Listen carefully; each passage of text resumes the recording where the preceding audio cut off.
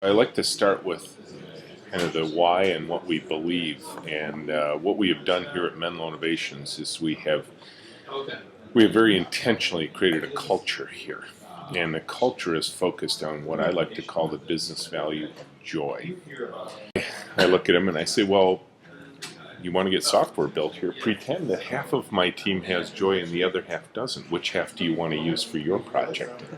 And of course, to a person, they always say, well, the joyful half. And I ask them why, and they give all the good reasons why they would want a joyful team working on their software. The productivity, the engagement, the quality, the invention, the imagination, all those sort of things that people would want from a team who's trying to do something very innovative and creative for them. You could look around the room and say, yeah, the sunlight, the old bricks, the big orange pipes, the wide open space, that's kind of joyful, right? I mean, just the physical space. And we thought about that. I mean, the physical space was very important to us.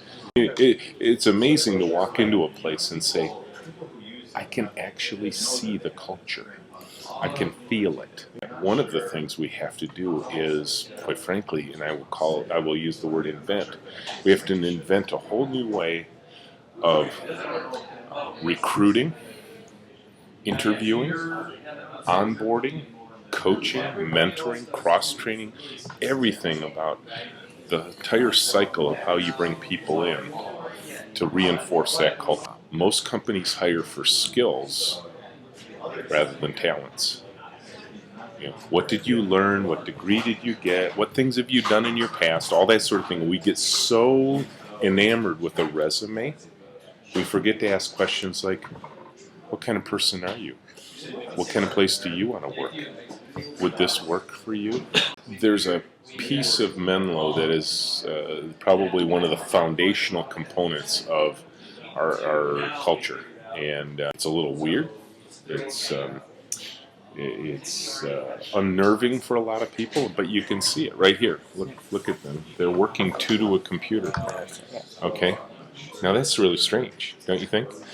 Two people, one computer, all day long, working on the same things at the same time. Okay, so and I sit right out in the room with everybody else. Lisa Marie's over there. She's the person I typically pair with. But you can see Nate and John and Dan and Rob. And they're engaged. Okay, so again, I've been a lot of different places, worked in a lot of different ways, managed teams a lot of different ways, and I will never trade this away. Often what you find is the most difficult thing is onboarding new people. See any onboarding challenges here? They're plugged in. I mean, they're working. Literally 5 minutes of walking in the door because we pair them two to a computer. And then we switch the pairs every week. And the fact of the matter is, you really, an individual, I can't empower you. Right? The best thing I can do is create an environment in which you feel safe and you feel that you can trust others. And if we can build that trust, then you will feel safe enough to take risks, to make mistakes without being criticized or punished for them. Suddenly you realize, I actually feel freedom here, and I think freedom and empowerment really go together. So they have the freedom. If I hand you something and say, "Hon, I want you to work on this," and of course it would be a pair. So Jason, Hon, I want you to work on this. You actually have a strong say, and you say, "Oh, if you ask us to work on this, we believe it will take us 8 hours to do that. And if you say that, we give you an entire day to work on it." You can imagine here there's this sort of tradition of openness, right? It's funny, I was about to send an important, really important email to a client we're having some difficulty with. I mean, and so I'm at my computer. I just sit out in the open here, and I'm typing it on my computer, and I get it done, and I ask my business partner, James, why don't you come and look at this email? And then Carol overhears, and she says, "Oh, what email you sent?" She comes over and looks at it, and the team's like, and suddenly, like, the whole team's looking at this email, which is a pretty sensitive email.